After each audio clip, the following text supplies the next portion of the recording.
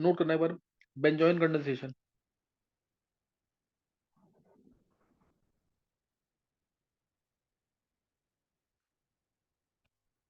इसमें बेंजोइन बनेगा, सही नहीं, बेंजोइन कंडेंसेशन।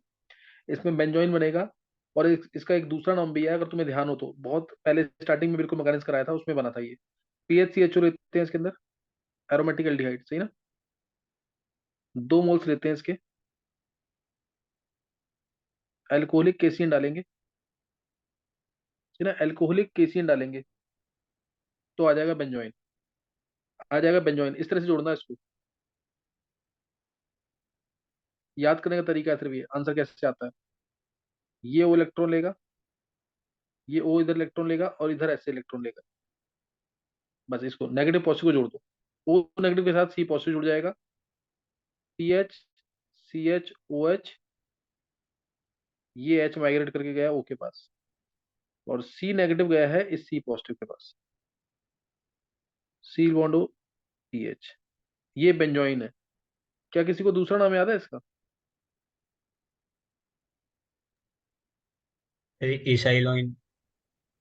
बहुत अच्छे।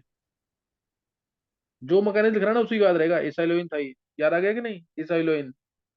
इसको अल्फा हाइड्रोक्सी कार्बोनिल कंपाउंड भी कह सकते हैं। अल्फा पे हाइड्रोक्सी ग्रुप है ना, ये अल्फा पोजीशन कार्बोनिल ग्रुप। तो मैकेनिज्म नोट करेंगे इसका। मैकेनिज्म बहुत खास नहीं है, बहुत इंपॉर्टेंट नहीं है, लेकिन बस नोट करना है। Mechanism P H C H O है। सी एन माइनस अटैक कर रहा है, न्यूक्लियोफाइल का ही काम कर सकता है ये। ओ इलेक्ट्रॉन लेके जाएगा P H C H O, तो ओ नेगेटिव, यहाँ एच, और सी ट्रिपल बॉन्ड एन। तुम्हें दिख रहा है, अगर इस वाले कार्बन पे नेगेटिव आ जाए तो नेगेटिव जो है स्टेबलाइज हो जाएगा साइड आयन से, तो ये इसलिए प्रोटॉन ट्रांसफर कर देना इसके अंदर। इसीलिए इसके अंदर कर देना प्रोटॉन ट्रांसफर। ये कुछ इस तरीके से इक्विलिब्रियम में एग्जिस्ट करेगा इसके साथ। P H C O H negative, C triple bond N, C triple bond N. क्या क्लियर हो गया यहाँ तक। नेगेटिव ये आ गया नेगेटिव। नेगेटिव आते ही दूसरा मॉलिक्यूल आएगा, ठीक है, नेगेटिव आते ही क्या हो जाएगा, दूसरा मॉलिक्यूल आ जाएगा। ये चीज जो है P H C H O, ये इसके पास आएगा P H C O H negative, C N, C N. अब ये इलेक्ट्रॉन लेगा, ये इससे जुड़ जाएगा P H C H O negative, C O H, C N, C N catalyst है, ध्यान रखना ये लिविंग ग्रुप ये बनेगा ही, ठीक है, ये लिविंग ग्रुप बनेगा। अब ये एक्टिव हाइड्रोजन है, क्योंकि इसके ड्राइंग ग्रुप लगे हुए हैं, अपने आप माइग्रेट कर जाएगा।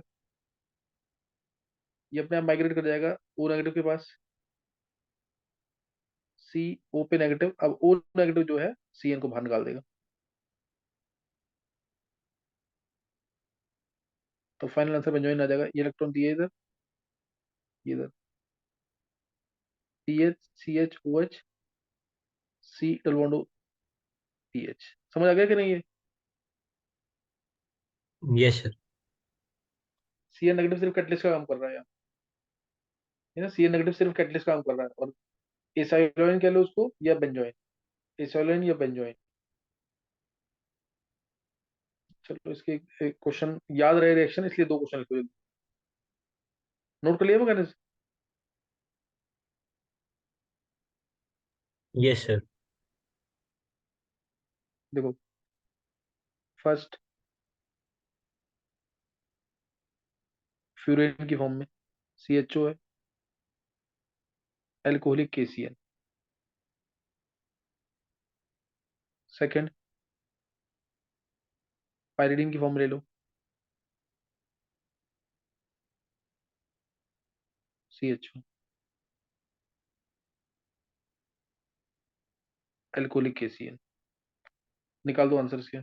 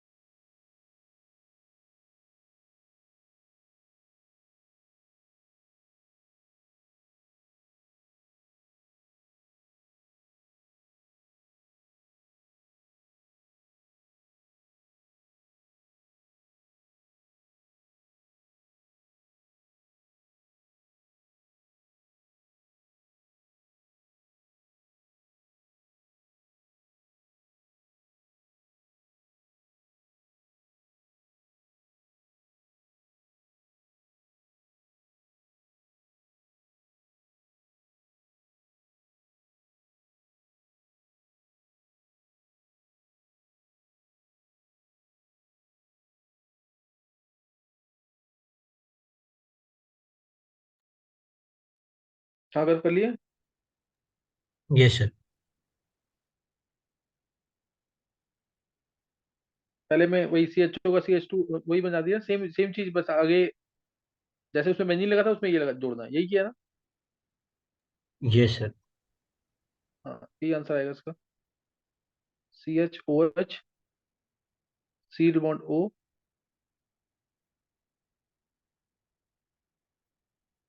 ये सेम चीज इसमें करनी है।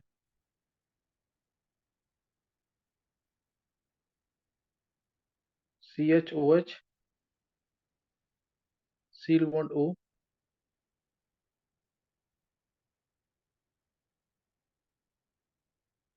N, यही है ना, कर देख। Yes sir.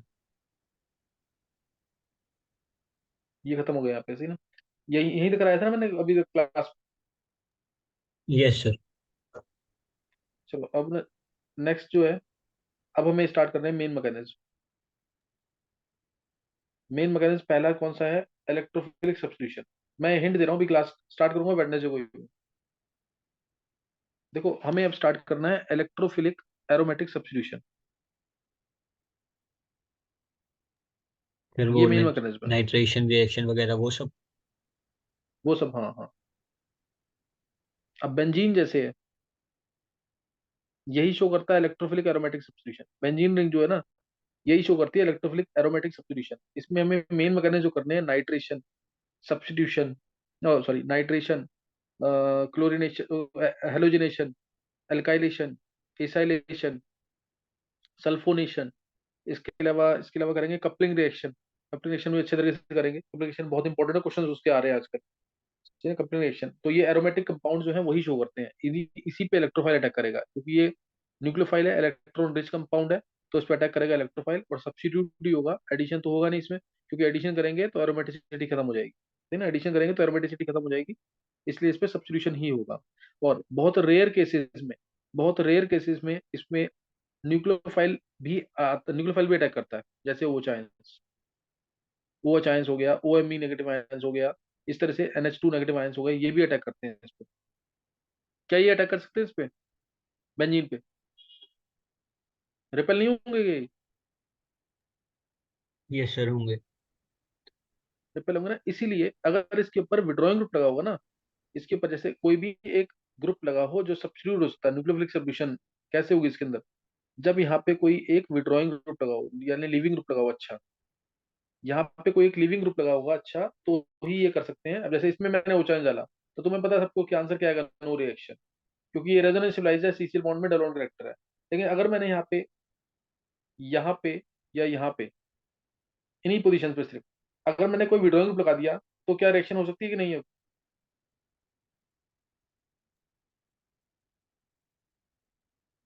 तो फिर हो सकती है। फिर हो सकती है रिएक्शन, जैसे मान लो मैंने यहाँ पे लगा दिया NO2 ग्रुप, विड्रॉइंग ग्रुप,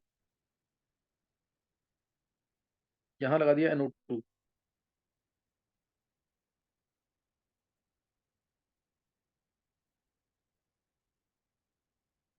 अब ये NO2 क्या करेगा, ये इलेक्ट्रॉन विड्रॉ करेगा यहाँ से, ये इलेक्ट्रॉन विड्रॉ करेगा, अब वो चांस अटैक कर देगा। यहाँ पे आ गया ClOH नेगेटिव, और ये नेगेटिव, क्या ये स्टेबलाइज होगा कि नहीं? अब ये इलेक्ट्रॉन इधर, ये इलेक्ट्रॉन इधर, स्टेबलाइज होगा कि नहीं? Yes sir.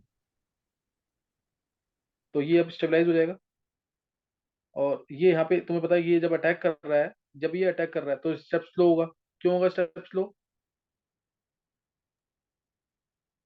फिर क्योंकि एरोमेटिसिटी खत्म हो रही है।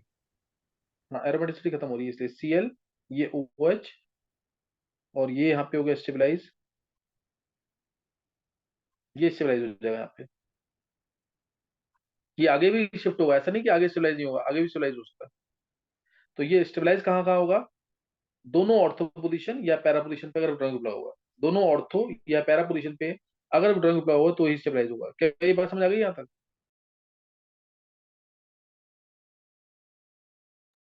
Yes sir. तो बस इसी के अकॉर्डिंग चलना है कि लिविंग ग्रुप क्या होना चाहिए इसमें, सर अगर जो रिएक्शन चल। बेटा पे हाँ नेगेटिव अच्छा नहीं, ठीक है ठीक है। मेटल पे नेगेटिव आएगा नहीं ना। नहीं, मैं तो कुछ और एरोमेटिक सोच रहा कंपाउंड था। की रिएक्शन चलेगी। अब मतलब 1 1.5 हफ्ते ये एरोमेटिक कंपाउंड्स की ही रिएक्शन चलेंगी। सही ना, इसमें एरोमेटिक कंपाउंड्स की रिएक्शन चलेगी। एरोमेटिक कंपाउंड तुम्हें पता है इंपॉर्टेंट होते हैं बहुत। एरोमेटिक कंपाउंड में मैंने ये एस्पिरिन बता, एस्पिरिन तो तुम्हें पता ही होगा। एस्पिरिन क्या होता है, याद है ना? Yes sir. एस्पिरिन तुम्हें याद होगा। एस्पिरिन के अलावा जो कंपाउंड्स हैं जैसे पैरासीटामोल, इसका स्ट्रक्चर पता होना चाहिए तुम्हें। पैरासीटामोल भी पेन किलर होता है, और साथ में मेन काम इसका होता है एंटीपायरेटिक का, यानी बुखार में जो टेम्परेचर को लो डाउन करता है। ये है पैरासीटामोल का फॉर्मूला, रिंग NH3। एसिटा एनिलाइड तुम्हें याद होगा, एसिटा एनिलाइड। पैरा पे हाइड्रोक्सी लगा देना, पैरा हाइड्रोक्सी एसिटा एनिलाइड। ये पैरासीटामोल का फॉर्मूला, ये पता होना चाहिए फॉर्मूले। एस्पार्टेम का फॉर्मूला पता है ना? ये कराया था क्लास में ना, एस्पार्टेम, एस्पार्टिक एसिड, तो और साथ में बायोमोलिक्यूल में। फिनाइल एल्ड। हाँ हाँ हाँ, करा रखा है ना ये? हाँ सर, करा नहीं तो यार, रखे। ये जैसे ये था ना सक्सीनिक एसिड, सक्सीनिक एसिड का एक एच हटा करके हमने NH2 लगाया था, यही तो था एस्पार्टिक एसिड। याद आ गया कुछ कि नहीं? और साथ में alanine, phenyl alanine. Phenyl alanine का फॉर्मूला याद होगा। ये 20 के 20 अमीनो एसिड याद कर लो। फिनाइल एलेनिन, CH2 PH, और COOH आना था, फिनाइल एलानिन एस्टर, COOME। तो H इसका, OH इसका बाहर, क्या आ गया?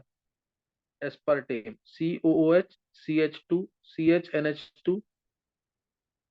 एस्पार्टेम क्या होता है? आर्टिफिशियल स्वीटनर, पता है ना?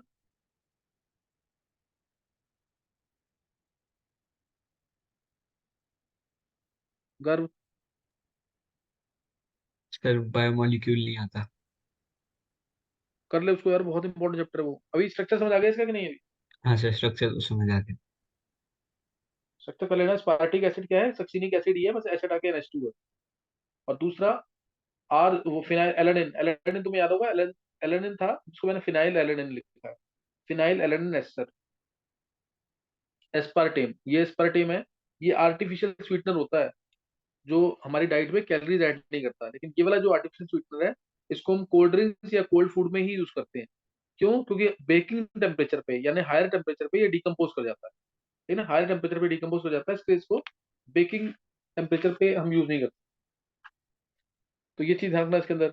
IIT में इसका क्वेश्चन आया हुआ है कि इस एस्पार्टिम के अंदर कौन कौन से फंक्शनल ग्रुप्स हैं। कौन कौन से फंक्शनल ग्रुप्स हैं? तो 4 फंक्शनल ग्रुप तुम्हें दिख रहे होंगे इसके अंदर।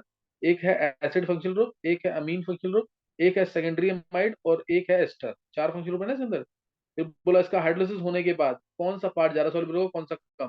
तो हाइड्रोलिसिस करोगे तो यहाँ से हाइड्रोलिसिस होगा, यहाँ से हाइड्रोलिसिस होगा। हाइड्रोलिसिस होने के बाद तुम्हें दिख रहा है कि ये वाला पार्ट कम सॉल्युबल होगा। क्यों? क्योंकि इसमें फिनाइल ग्रुप प्रेजेंट है, जो कि क्या है, हाइड्रोफोबिक नेचर का। ये पार्ट ज्यादा सॉल्युबल होगा। समझ आ रहा है कुछ उसके नहीं? ये सर। हाँ, तो ये एक आर्टिफिशियल स्वीटनर है। इसको कब यूज नहीं कर सकते? हायर टेम्परेचर में। इसको कोल्ड ड्रिंक्स वगैरह में यूज करते हैं, इस आर्टिफिशियल स्वीटनर को। ये हमारी डाइट में कोई कैलोरीज ऐड नहीं करता है, लेकिन स्वीटनेस देगा। है ना, स्वीटनेस देगा, और 100 टाइम्स ज्यादा स्वीटर होता है in comparison to natural sugar, sucrose से। है ना, उससे 100 टाइम्स ज्यादा स्वीटर होता है। और इसी का एक और पार्ट होता है, वो होता है एलिटेम। ये एस्पार्टेम था, दूसरा होता है एलिटेम। एलिटेम, इसकी स्वीटनेस को कंट्रोल करना बहुत टफ है, 2000 टाइम्स मोर स्वीटर। तो उसको कितना ऐड करना है, कितना ऐड नहीं करना है, वो नहीं पता हमें। मतलब इसको थोड़ा सा भी ऐड करोगे, हो सकता है स्वीटनेस बहुत ज्यादा बढ़ा दे। तो ये इसकी डीमेरिट है। एस्पार्टेम की क्या डीमेरिट थी?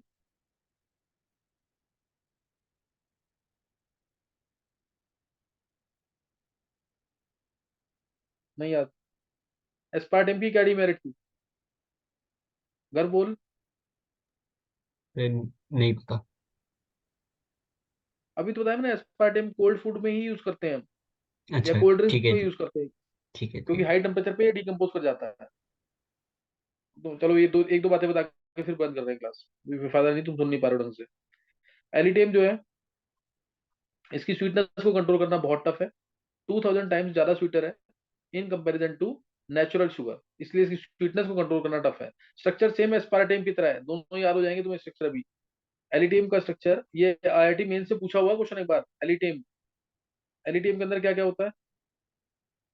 सेम चीज बिल्कुल, COOH, देखो सेम चीज है बिल्कुल, सब कुछ सेम है। CHNH2, एस्पार्टेम की तरह।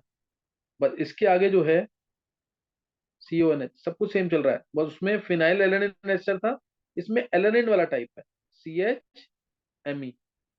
उसमें CH2PH था ना, यहाँ पे ME आ जाता है। और साथ में यहाँ पे NH और चार की रिंग ME और ME, यहाँ पे S लगा हुआ है। ये S बहुत इंपॉर्टेंट है, इसके ऊपर टेस्ट आए हुए हैं कि कौन सा कंपाउंड सल्फर के लिए टेस्ट देगा, तो इसमें सल्फर आ रहा है देखो, यहाँ पे ME, यहाँ पे ME, इसलिए स्ट्रक्चर करना जरूरी है, मेंस के क्वेश्चन है ये। ME दोनों जगह, ये स्ट्रक्चर है एलिटेम का, इसको याद कर लो अभी साथ साथ ही। ये मैंने यहाँ पे गलती दी है, सी डबल बॉन्ड भी आएगा ना बीच में, C double bond NH, C double bond NH भी आएगा। सेम स्ट्रक्चर है, वो फिनाइल एलिन एस्टर था, ये एमाइड है, ये एलिटेम है।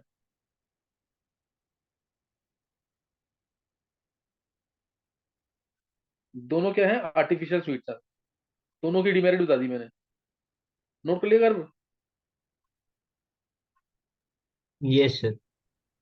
अगर उसको भी याद कर ले दोनों। एक और नोट कर लेंगे, सुक्रालोज, सुक्रालोज और सेकेरिन, सुक्रालोज और सेकेरिन। सेकेरिन का स्ट्रक्चर ये है, इन चारों को मिलाकर ही क्वेश्चन आया हुआ, ध्यान रखना इस चीज का। सी डबल बॉन्ड O, इसमें S, सी डबल बॉन्ड हो ना, S double bond O double bond O, SO2 लिख रहा हूँ मैं डायरेक्ट, और NH, ये है सेकेरिन। इसमें नाइट्रोजन सल्फर दोनों है, नाइट्रोजन सल्फर दोनों है इसके अंदर, तो ये ब्लड रेड कलरेशन दे सकता है, याद है ब्लड रेड कलरेशन। ये है सेकेरिन, आर्टिफिशियल स्वीटनर, सेकेरिन है ये, आर्टिफिशियल स्वीटनर। और सुक्रोज का स्ट्रक्चर याद है सबको कि नहीं, सुक्रोज का ग्लूकोज देते थे,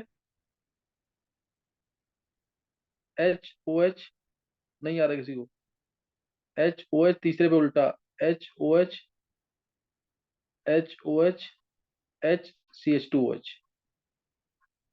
ये था अल्फा डी प्लस ग्लूकोज, ये अल्फा डी प्लस ग्लूकोज था। Beta D plus D minus fructose, beta D minus fructose, HCH2OH,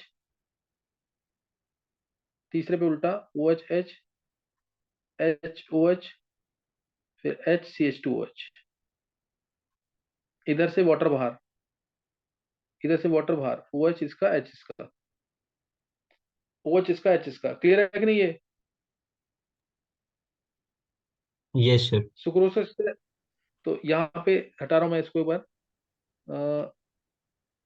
sucrose,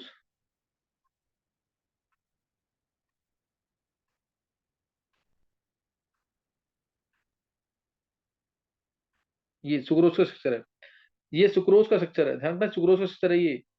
और मेरे को बनाना है इससे सुक्रालोज। चारों स्ट्रक्चर याद करने का तरीका बताया मैंने तुम्हें, ये चारों स्ट्रक्चर इंपॉर्टेंट है बहुत। ये भी एक आर्टिफिशियल स्वीटनर है, सुक्रालोज। बस तुम्हें क्या करना है, कॉर्नर पे ना, कॉर्नर पे सिर्फ तुम Cl लगा दो, सही ना, कॉर्नर पे वो H हटा के Cl, कॉर्नर पे सिर्फ H हटा के Cl, दो, ऐसे अगर याद तो याद कर लो उसको। ये हेलोजेंस के लिए, जैसे सिल्वर नाइट्रेट के लिए टेस्ट देगा सुक्रालोज, इसमें नाइट्रोजन सल्फर दोनों है। समझ गए कि नहीं, ये चारों सेक्टर याद करो, चारों सेक्टर बहुत इंपॉर्टेंट है, हो सकता है 2-3 पेपर में आगे तुम्हारे मेंस में क्वेश्चन में ही आ जाएगा कहीं ना कहीं।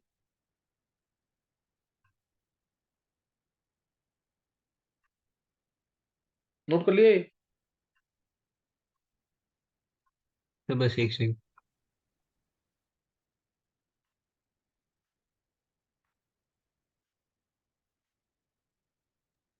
हाँ सर, कर लिया। चलो अब मेरे को, अच्छा मैंने बेंजाइन मैकेनिज्म करा रखा है ना, यस सर, बेंजाइन मैकेनिज्म का है। SNE, SNAE भी करा दिया है उसमें। क्या नाम है, ग्रीनाइट एजेंट में, है ना। Yes sir. चलो यहाँ तक कर लेना अभी, है ना। अगर तू एक बार, तेरे को अगर लेना है डाउट ले ले, आगे एक बार रीजॉइन करके।